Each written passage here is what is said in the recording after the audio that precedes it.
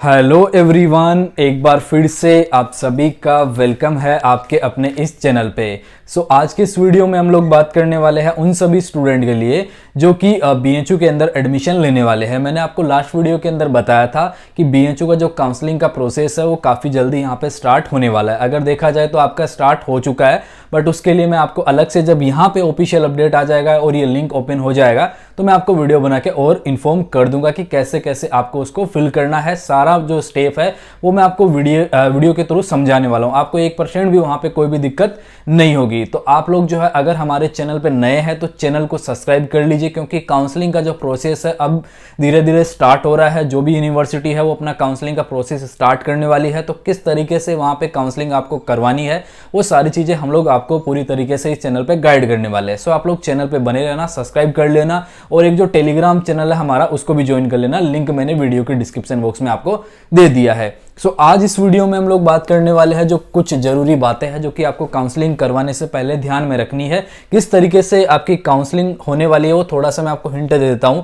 देखिए, इस तरीके का कुछ इंटरफेस आएगा जिसमें आपको अपने एनटीए के एप्लीकेशन नंबर वगैरह और father's name, mother's name, email वगैरह ये सारे फिल करके ये पासवर्ड बना के और साइन इन आपको कर लेना है। जब आप साइन इन वगैरह कर लेंगे तो कुछ 5 स्टेप में एक्चुअली आपको इस बार जो है वो देखने को मिलने वाला है। फर्स्ट में आपको रूल्स वगैरह बताए गए, सेकंड में आपको माई एप्लीकेशन में आपको सारे जो स्टेप है वो फिल करना है। इसमें आपको अभी स्कोर कार्ड वाला कुछ भी ऑप्शन नहीं आएगा, क्योंकि अभी जो है यहाँ पे आपको पता है कि आपका स्कोर कार्ड आया ही नहीं है, तो ये चीज आपसे यहाँ पे नहीं पूछेगा। बट आपको काउंसलिंग अभी से करवा लेनी है, क्योंकि इनका जो लास्ट डेट है वो भी काफी नजदीक इन्होंने दिया है। उसके बाद फॉर्म का रिव्यू करने के लिए और फिर मेक पेमेंट के लिए। तो ये अभी सारे ऑप्शन खुले नहीं है, क्योंकि अभी यहाँ पे जो है ऑफिशियली केवल अभी जो है कमिंग सून ही आ रहा है। तो यहाँ पे जब ये एक्टिव हो जाएगा तो ये बाकी के ऑप्शन भी एक्टिव यहां पर हो जाएंगे। ठीक है, अब आपको कौन कौन सी बातों का ध्यान में रखना है उनके बारे में हम लोग बात कर लेते हैं। यहां पे देखिए जो जो चीजें यहां पे लिखी गई है, क्योंकि बीएचयू का जो एडमिशन पॉलिसी होता है काफी स्ट्रिक्ट होता है।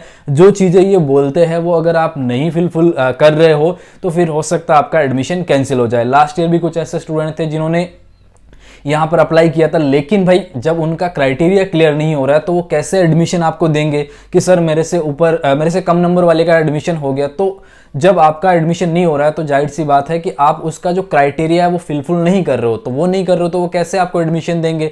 तो यही सारी चीजें ना यहाँ पर लिखी हुई है, तो ये आपको ध्यान में रखनी है। इसलिए मैं आपको ये वीडियो बना के बता रहा हूं, क्योंकि जब आप इसके लिए एलिजिबल नहीं है और आप यहाँ पे काउंसलिंग करवाते हो, फीस पे करते हो, तो वो तो आपका फीस तो कट जाएगा। अब काउंसलिंग का फीस तो रिफंड नहीं होगा ना, तो वो आपके पैसे भी लग जाएंगे, आपका एडमिशन भी नहीं होगा। इसलिए मैं आपको बोल रहा हूं कि अगर आप वास्तव में इस यूनिवर्सिटी के लिए एलिजिबल है, उस कोर्स के लिए एलिजिबल है, तो ही आप यहाँ पे काउंसलिंग करवाना। अदरवाइज आप काउंसलिंग मत करवाना, क्योंकि आप करवाएंगे आपका एडमिशन नहीं होगा, नंबर भी होंगे, लेकिन आप एलिजिबल नहीं रहेंगे तो फिर एडमिशन नहीं मिलेगा ना। तो वो चीज मैं आपको क्लियर करना चाहता हूं। सबसे पहले इन्होंने ये बोला है कि आप जो है फॉर्म जब ये काउंसलिंग का फिल करेंगे तो आप जो है लैपटॉप या फिर डेस्कटॉप से जो है करने की कोशिश करिएगा। अगर आपको सही से कोई भी प्रॉब्लम नहीं आए उसके लिए तो आप फोन से भी कर सकते हो, लेकिन कई बार जो है दिक्कतें आ जाती है। तो अगर आपके पास लैपटॉप है, डेस्कटॉप है, तो उससे करिए, बेटर रहेगा। आपको कोई प्रॉब्लम नहीं आएगी, चाहे वो पेमेंट मेथड में हो, फॉर्म फिल करने में हो, कोई भी आपको इश्यू नहीं आएगी। तो उन्होंने साफ साफ यहाँ पे बोला है कि आप लैपटॉप से या फिर डेस्कटॉप से अपना फॉर्म फिल करिएगा। ठीक है, दूसरा यहां पर इन्होंने ये हिंदी इंग्लिश दोनों में दिया, तो आपको कोई प्रॉब्लम यहां पर नहीं होने वाली है। ये कहना चाह रहे हैं कि भाई सेकंड वाले में कि आपने जब सीयूईटी का फॉर्म फिल किया था एनटीए की वेबसाइट पे, तब जो है आपने ये बीएचयू को जो है सिलेक्ट करा था या नहीं करा था, तो वो आप ध्यान में रखना। अगर आपने करा है तो ही जो आप इसके लिए काउंसलिंग करवा सकते हैं, और जो कोर्स है वो भी आपने सिलेक्ट किया था या नहीं किया था वो आप मेक श्योर कर लेना आपके कंफर्मेशन पेज से। ठीक है, तो ही जो आप बीएचयू में अप्लाई कर सकते हो, अदरवाइज नहीं कर सकते।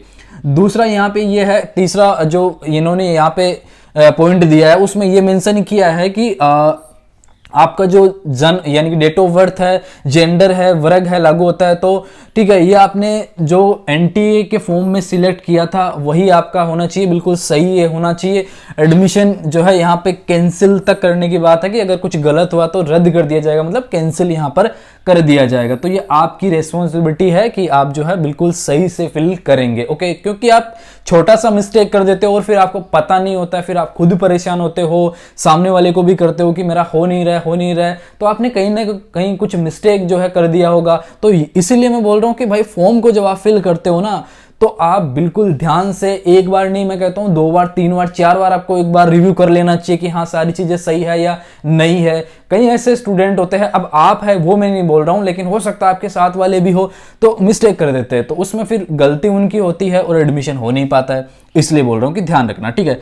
फिर यहाँ है कि जो है एनटीए का जो आवेदन संख्या है वो आपको संभाल के रखनी है। मैंने बोला था आपको एक वीडियो के अंदर कि कंफर्मेशन पेज है, एडमिट कार्ड है, इन सारी चीज़ों को आपको संभाल के रखना है। कब कहाँ यूनिवर्सिटी पूछ ले तो वो अगर आपके पास होती है तो आपको कोई प्रॉब्लम नहीं होगी। इसीलिए मैं आपको छोटी छोटी वीडियो बना के इन्फॉर्मेशन देता हूं ताकि स्टूडेंट को सिंगल प्रॉब्लम नहीं हो।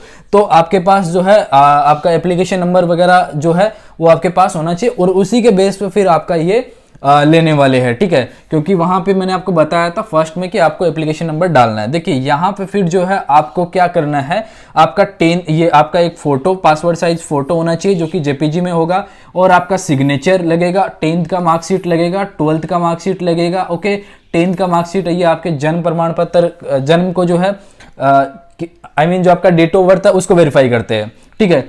और इसके साथ ही देखिए जो फाइनल ईयर का है, फाइनल ईयर के लिए इन्होंने ये बोला है, मैंने वहां पे करके भी देख लिया, बिल्कुल सही है कि आपको जो एक पीडीएफ फाइल जो है वो यहाँ पर बनानी है जिसमें आपके सभी जो सेमेस्टर है उनका यहाँ पर मार्कशीट अपलोड कर देना है। अगर आपके सेमेस्टर सिस्टम नहीं होता है तो आपके पास फर्स्ट ईयर सेकंड ईयर और थर्ड ईयर ऐसे करके आएगा, तो आप उनको अटैच करके एक पीडीएफ बना के और फिर आपको अपलोड यहाँ पे करना है। इसके अलावा यहाँ पे देखिए जाति प्रमाण पत्र जनरल वालों से तो नहीं मांगेंगे, बाकी जो भी है लाइक तो जाति है, आय है, ये मांग रहे हैं। इनकम सर्टिफिकेट वहां पे मांगा था, कास्ट सर्टिफिकेट भी जो है अपलोड करने के लिए बोल रहा था, बट ये एक्चुअली डिपेंड करेगा कैटेगरी पे, तो अभी मैं नहीं बोल सकता सबके लिए होगा। और आपका ट्रांसफर सर्टिफिकेट जो है वो, जी हाँ बिल्कुल, ट्रांसफर सर्टिफिकेट वहां मांग रहा था, और चरित्र प्रमाण पत्र, ये जो है कैरेक्टर सर्टिफिकेट ये मांग रहा था। तो ये कुछ डॉक्यूमेंट है, जैसे कुछ स्टूडेंट के आए भी चरित्र प्रमाण पत्र, ये आपका जो है कैरेक्टर सर्टिफिकेट, ये अभी नहीं बनाए होंगे, सोच रहे होंगे कि भाई बना लेंगे, तो भाई बीएचयू का काउंसलिंग प्रोसेस स्टार्ट होने वाला है, तो आपको ये बना लेना चाहिए। अब ये कहां से बनता है वो मैं आपको बता देता हूं। आपका जो लास्ट ईयर का जो यूनिवर्सिटी है वहां से इजीली बन जाएगा। अपने प्रिंसिपल से लिखा के लेके आ जाइए कि भाई इस स्टूडेंट का आपका जो कैरेक्टर है वो गुड है, और आपको माइग्रेशन मिलता है या लाइक ट्रांसफर सर्टिफिकेट मिलता है, तो उस पर एक मेंशन होता है विथ गुड कैरेक्टर, ठीक है, तो वो फिर चल जाता है। तो अगर आपके पास नहीं है तो आप बनवा लीजिए। अगर आप गैप ईयर वाले स्टूडेंट है, गैप ईयर का मतलब ये होता है कि आपने गैप दे दिया, आपने जो है 12th करने के बाद आपने ग्रेजुएशन के बीच जो है गैप दिया है 1 साल का, 2 साल का, तो फिर अगर आपके पास अगर चरित्र प्रमाण पत्र नहीं है, ये कैरेक्टर सर्टिफिकेट नहीं है, तो आप कहीं और से भी बना सकते हैं, किसी से जो कि ये श्योरिटी देता है कि आपका कैरेक्टर गुड है। ओके, सो ये था यहाँ पे इंपॉर्टेंट पॉइंट जिसको मैंने काफी हाईलाइट किया है और आपको समझ में आ गया होगा, ठीक है। अब यहाँ पर ये है कि फॉर्म फिल करने के बाद आपको पेमेंट वगैरह करना है, ये वही है कि जो है आपका रजिस्ट्रेशन वाला नहीं होगा और बाकी सारे यही आपको देखने को मिलने वाला है। दूसरा ये है कि जो है एक बार आप सारा कुछ इन्फॉर्मेशन एक बार चेक कर ले, ठीक है, भली बात एक बार आप चेक कर ले, समझ ले कि आप उस कोर्स के लिए एलिजिबल है या नहीं है, और उसके बाद ही जो है आप जो है प्रोसेस को आगे यहाँ पर करिएगा गाइस। ओके, तो उसके बाद जो है यहाँ पे यही सारा कुछ जो है दिया हुआ है। हाँ, बाकी जो है ये आप देख लेना, लास्ट में जो है ये बाकी जो चीज़ें, वैसे मैं आपको जब फॉर्म वाला जो सेक्शन होगा, जब फॉर्म को आपको कैसे फिलअप करना है उसमें मैं आपको बता दूंगा। यहाँ पे देखिए लास्ट डेट मेंशन की हुई है, तो मैं इस पॉइंट को हाईलाइट कर देता हूँ। 15/7/2023 इसका लास्ट डेट यहाँ पे रखा गया है। उससे पहले आपको काउंसलिंग जो है वो करवानी है अपनी, ये आपको ध्यान में रखना है कि 15 जो है इसका यहाँ पे काउंसलिंग का लास्ट डेट रखा गया है। किस तरीके से आपको यहाँ पे करना है वो मैंने आपको यहाँ पे अभी बताया था। तो ये जो सारा प्रोसेस है हम लोग देख लेंगे जब यहाँ पे आपका ये जो लिंक है एक्टिव हो जाएगा, तो मैं वो वीडियो अपलोड कर दूंगा, ठीक है, कि कैसे कैसे आपको काउंसलिंग के लिए रजिस्टर करना है, कैसे फॉर्म को फिलअप करना है, वो सारी चीजें मैं आपको बता दूंगा। फिलहाल आप अपना इनकम सर्टिफिकेट अगर आप पे लागू होता है तो आप उसको तैयार करवा लीजिए। ज़्यादा पुराना तो नहीं चलेगा, क्योंकि इनकम सर्टिफिकेट तो जो है आपका नया ही बनने वाला है, सो आप एक बार उसको बना लीजिए, ज़्यादा पुराना नहीं चलेगा। कैरेक्टर सर्टिफिकेट आपके पास नहीं है तो बनवा लीजिए क्योंकि यहाँ पे लगने वाला है। ओके, और आपका लाइक 10th 12th का मार्कशीट वगैरह वो सब कुछ आप इकट्ठा कर लीजिए क्योंकि आपको ये अपलोड करना यहाँ पे मैंडेटरी है। सो आप लोग इन चीज़ों का ध्यान रखिए और जैसे ये ऑफिशियली यहाँ पे एक्टिव हो जाता है मैं आपको वीडियो अपलोड करके बता दूंगा। ओके, सो इस वीडियो में इतना ही। होपफुली वीडियो आप सभी के लिए यूजफुल रहा होगा। तो मुझे उम्मीद है आप चैनल पे नए हैं तो सब्सक्राइब करके जाएंगे और पुराने हैं तो वीडियो को भी ज़रूर लाइक कर देना। शुक्रिया ये वीडियो देखने के लिए आप सभी का।